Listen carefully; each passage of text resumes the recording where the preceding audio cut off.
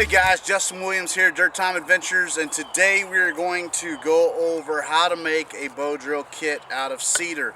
This is the cedar that I harvested the other day, and I'm looking forward to testing it out. I'm actually out at a new piece of property.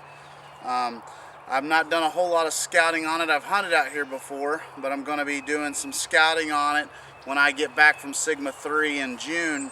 But I'm still going to use the property for now, to do some short other videos. And so today, I'm going to turn this dried, dead cedar into a workable bow drill kit that we can get a fire out of. So, stick with me.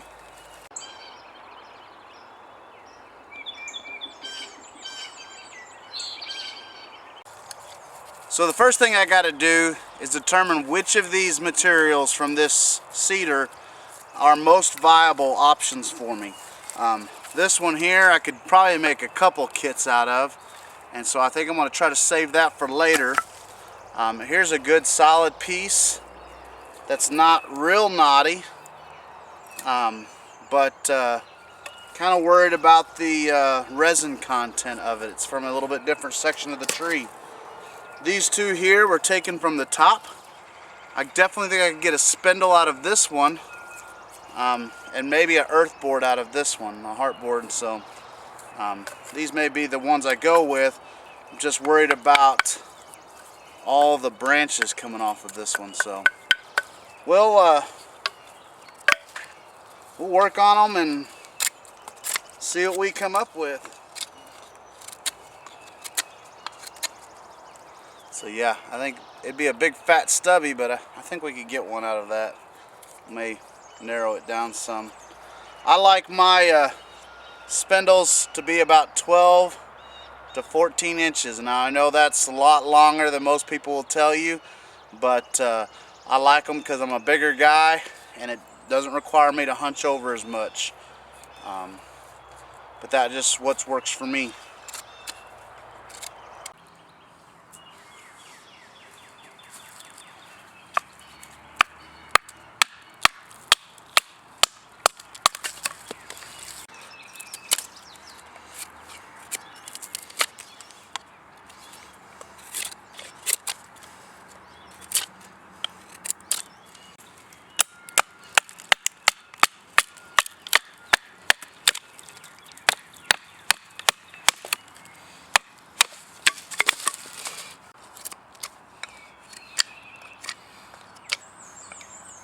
Normally I try to look for a spindle piece with as few flaws as possible, and today I'm actually going to try this one here that has quite a few flaws in it.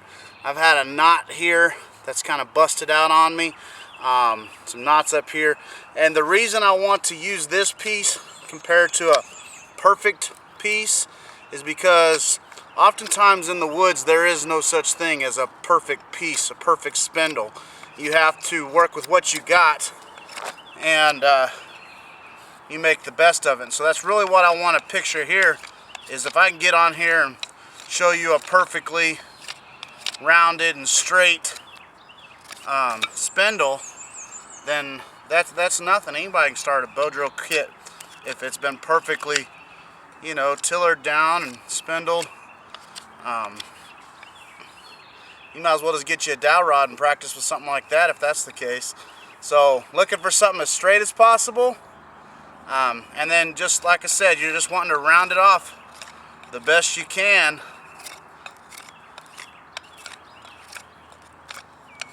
And I think we're getting somewhere. And then on one end, the bigger end, we're going to blunt off and just use our thumb here to create some little blunts.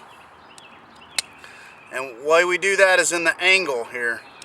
Let me show you the angle on this.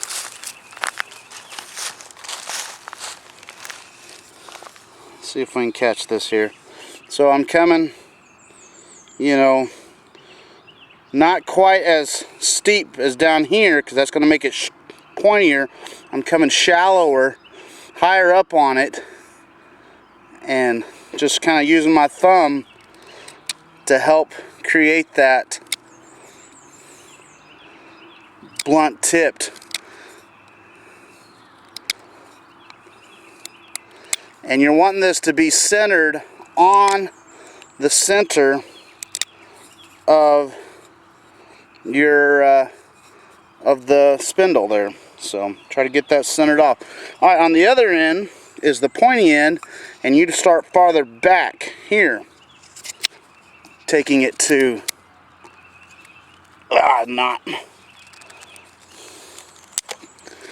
taking it to a point farther back.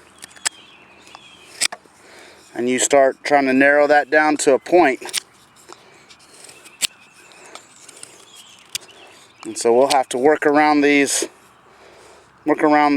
knots, but we'll make it work. All right, so we're slowly but surely getting all of our pieces together. We got our spindle, the imperfect spindle. I purposely wanted it imperfect. I got my hearth board, and this is where I'm going to drill into. You got to get the thickness just right, the way you like it. And like I said, there's guys out there that are dogmatic about it and will tell you it has to be this way, has to be that way, and you got to find what works for you guys. So this is about the thickness that I've been using. A little bit about thumb thickness. Now with yucca or some of the softer woods, you don't have to go so thick, but I like a thicker board for cedar, so that way I don't burn through it too quickly. And so the essential parts now to my bow drill kit are the earth board, a spindle. I've taken a shaving from the earth board and going to use that for my coal catcher. And I've got a soft rock here that I dug out a little divot, and that's your socket. Now you can use, I've seen guys actually use a portion of their cedar as their bearing block or their socket, but I just don't have a whole lot of luck with that. So if you're going to use wood, I would go with a real hard wood. And then of course your bow, which is a cedar I've used as well, and strung it up with some paracord, and get ready to put this thing to work.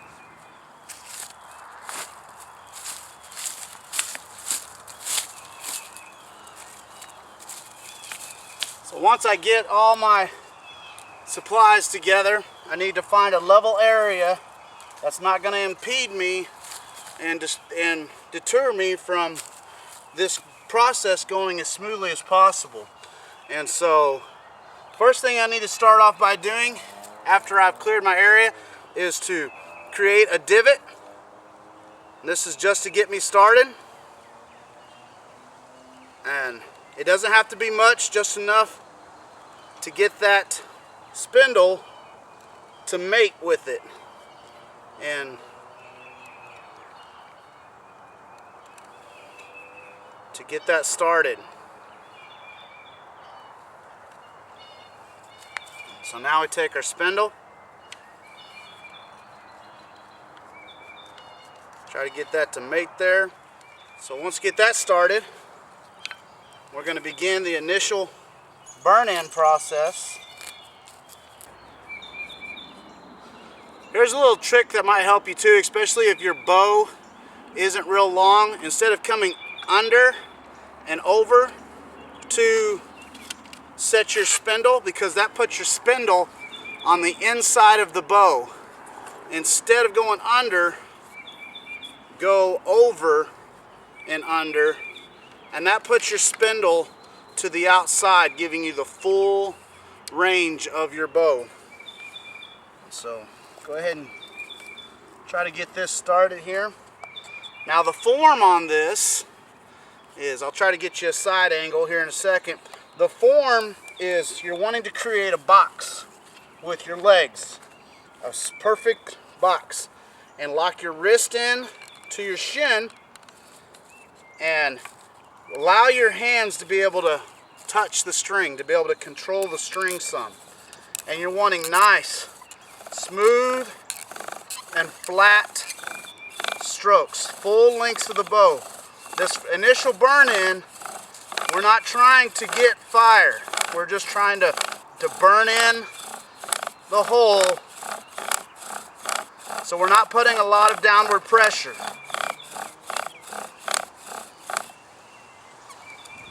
So our notch has been built. Try to keep your spindles and your stuff off the ground once you get to this point. And now we're going to begin carving our notch. Okay, so we got our burn-in. Now there's a couple different ways you can do this. The traditional V-notch is what most people do. One of my buddies, he swears by a U-notch. So I'm going to kind of do a modified V-notch, which is in between the two. And you can use a saw to kind of do this. But you just kind of work your knife back and forth in there, popping out these little chunks till you get to the center. So once I get my V-notch cut in there, you know, I may have went a little bit too far, but you're going just almost to center. Not quite center, but almost to center. And a lot of guys will cut that V-notch and be done, and they're going to struggle. The key here, a little tip, is to carve out the back side of that notch a little bit wider and more than the top side, because this is going to allow more oxygen to enter in, and it's also going to allow more dust to collect. So the top, keep it your nice standard V-notch, and then on the bottom side, widen it out some and smooth it out. A lot of guys don't do that either. They'll keep it rough, kind of smooth it out the best you can to get a more effective notch. And if you'll notice now on the back side, my notch is being widened on the bottom, and it's kind of just being tapered. It's not really changing the actual dynamics or shape of the notch. It's just being widened at the bottom. And then smooth it out. Don't try to get rid of any of the ripples in it, in your cuts. And there's your widened base notch. See the narrower, widened. You can kind of see the taper there as well. So let's bust out a coal. So you see my stance, nice little box here. This time we're going to stick our coal catcher underneath to catch our coal there. And we're going to get our spindle, our socket, and our bow. And let's see if we can bust out a coal, guys. And you know, you could use the sockets on your knives as well, but most knives don't come with that. So if you didn't understand what I was saying earlier about the bow, the spindle, go on top of it, under, over, under, and like so. Now this time we're actually going to go for a coal and see if we can get lucky. Lock the wrist into the shin, be able to grasp the string with our fingers, and just start off with some nice, smooth, elongated strokes.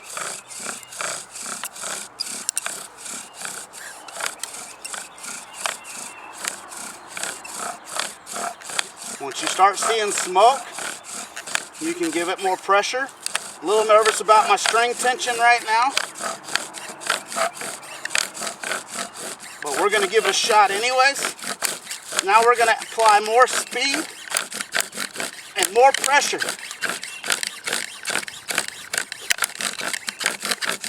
When you think you got it, go to a count of 15. 1, 2, 3, 4, 5, 6, 7, 8, 9, 10, 11, 12, 13, 14, 15.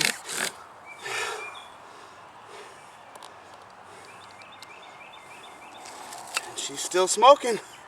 That's what we want to see right there.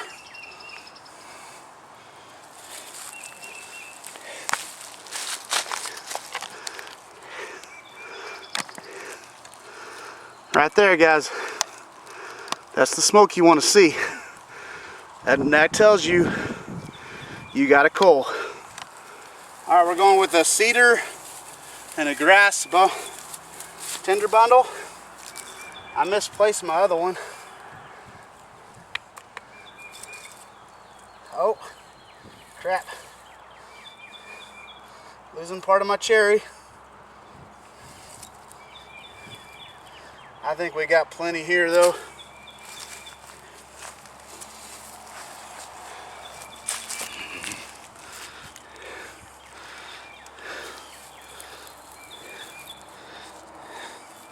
See if I can get you better light. If I don't lose my coal here.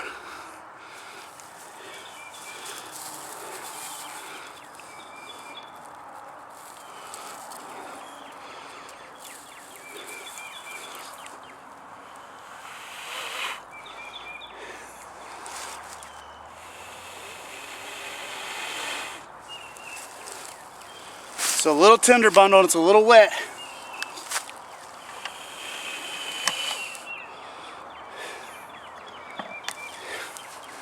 This bad boy's up. Woo! Look at that.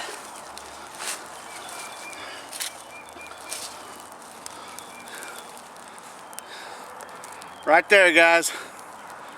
Cedar bow drill. That's how we do it. That's how it's done. Right there, guys. Sorry about any of the camera lighting. Check that out.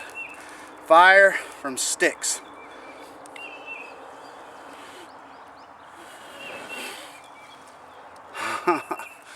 Alright. Well, thanks for joining me today, guys, on this bow drill video. I know there's tons of them out there, but I really wanted you to see me making a bow drill fire with the cedar that I harvested the other day. And you don't often see videos on how to harvest the cedar or what type of cedar you're looking for. You'll just hear people tell you, oh, the cedar's great, or the willow's great, or yeah, you can use this tree or that tree, but you got to experiment with the different parts of the tree. And do you want it dead on the ground? Do you want it dead standing? Is it better to have it at different angles? You know, and even the way the sun hits that dead tree will make an impact on how much moisture content was within that wood.